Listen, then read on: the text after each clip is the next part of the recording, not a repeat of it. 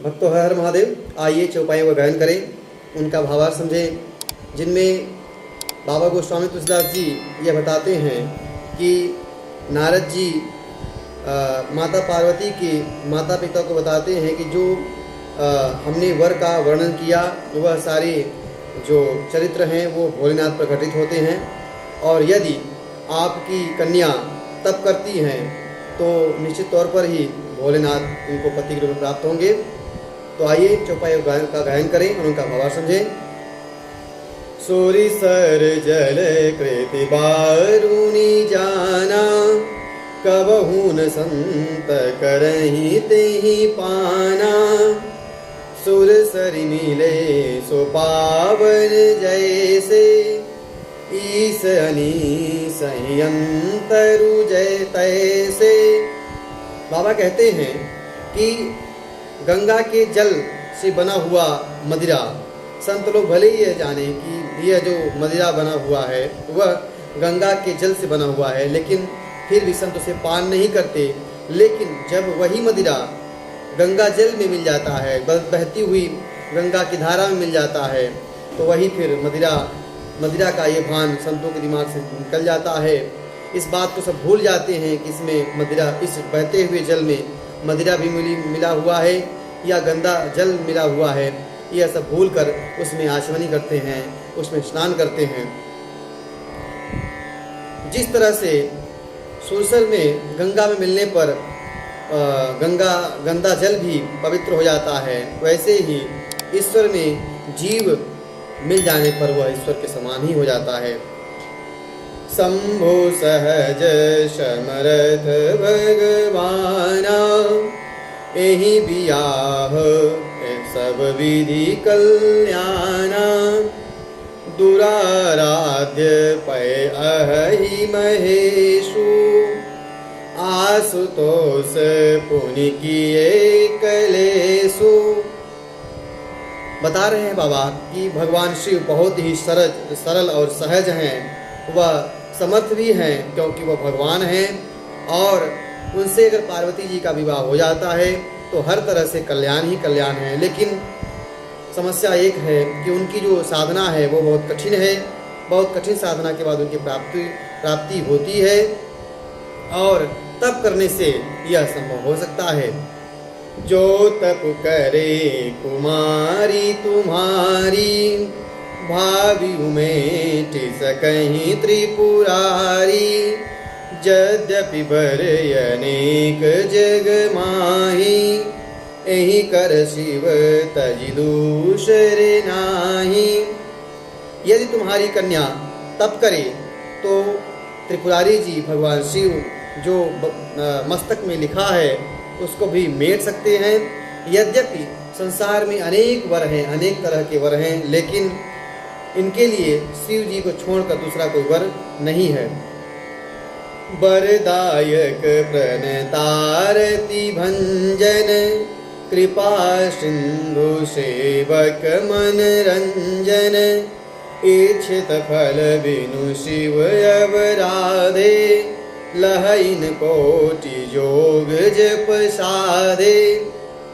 शिव जी वर देने वाले हैं और अपने भक्तों के दुखों का नाश करने वाले हैं। भगवान शिव की आराधना किए बिना हम चाहे कोटि यज्ञ करें, तप करें, पर हमारी इच्छा के अनुसार फल प्राप्त नहीं हो सकता है। यदि फल की प्राप्ति करना है तो शिव जी की आराधना करना अनिवार्य है। आस कही नारद सुमिरि हरि, गिरिजहि दीन असीस। होई है यह कल्याण अब, संशय तजहूँ गिरीश। ऐसा कहकर भगवान का स्मरण करके नारद मुनि ने माता पार्वती को आशीर्वाद दिया और कहा, हे पर्वतराज, आप संदेह का त्याग कर दीजिए, गिरिजा का निश्चित रूप से कल्याण होगा। आस कही ब्रह्म भवन पुनि गयऊ, आगिल चरित सुनत सब, आगिल चरित सुनहु जस भयऊ।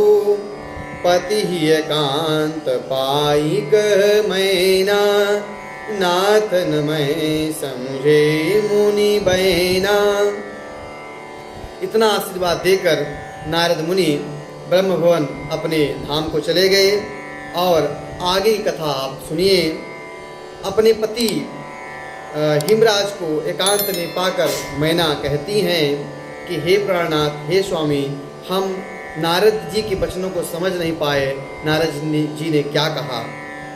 जो घर बलकुल होई अनुपा, करिय विवाहु सुता अनुरूपा। नत कन्या बरु कुमारी, कंत उमा मम प्राण पियारी। माता मैना कहती हैं कि यदि पार्वती के अनुरूप घर परिवार नहीं मिलेगा तो तभी मैं माता पार्वती का विवाह करूंगी, और नहीं तो हमारी कन्या भी अविवाहित ही रहेगी। हम इसके अयोग्य वर के साथ इसका विवाह नहीं करूंगी।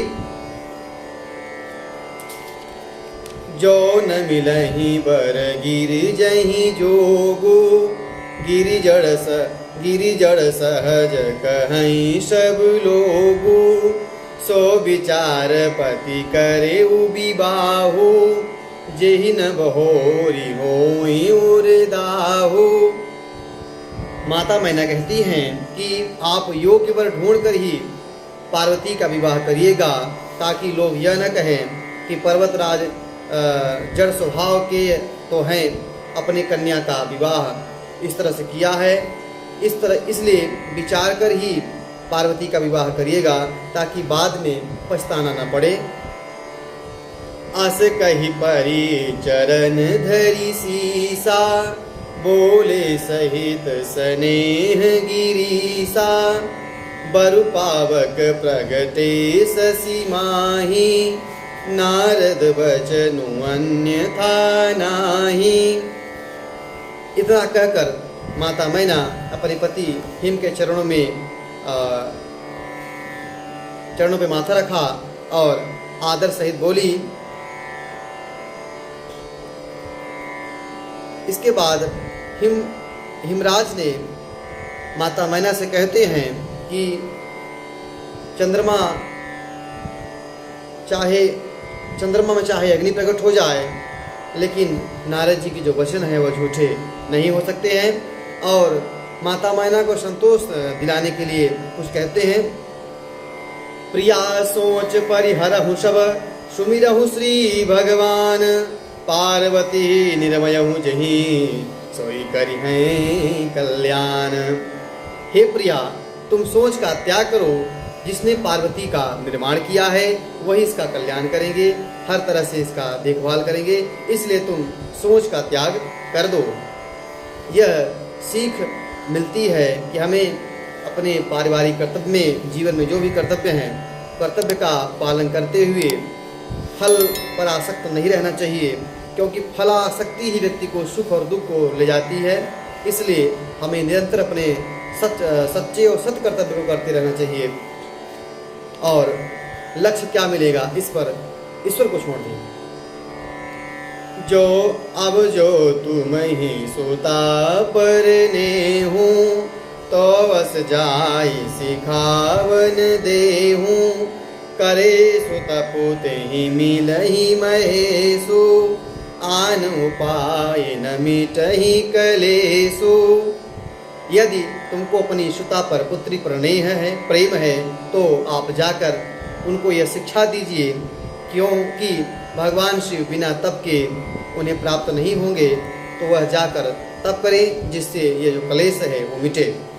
नारद वचन सगर्भ सहेतु, सुंदर सब गुण निधि वृष केतु।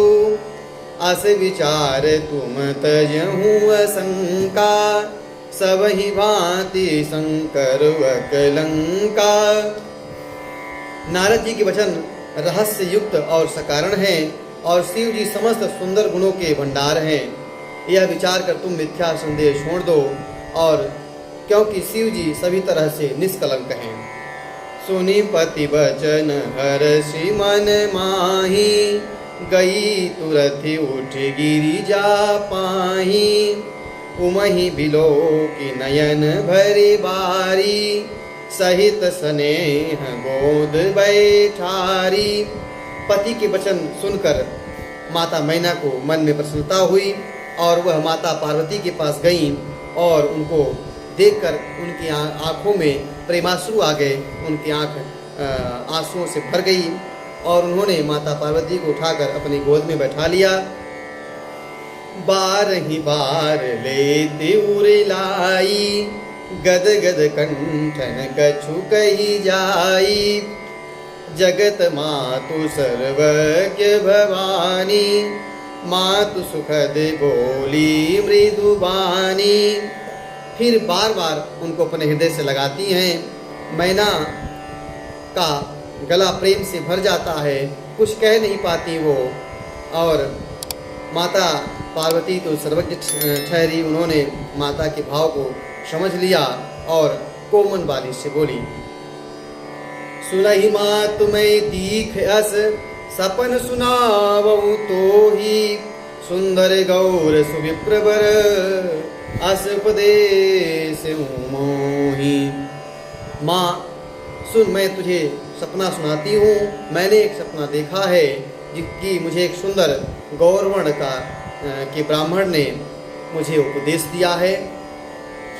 वो उपदेश क्या है उसको हम अगले भाग में सुनेंगे। आज की कथा यहीं तक। हर हर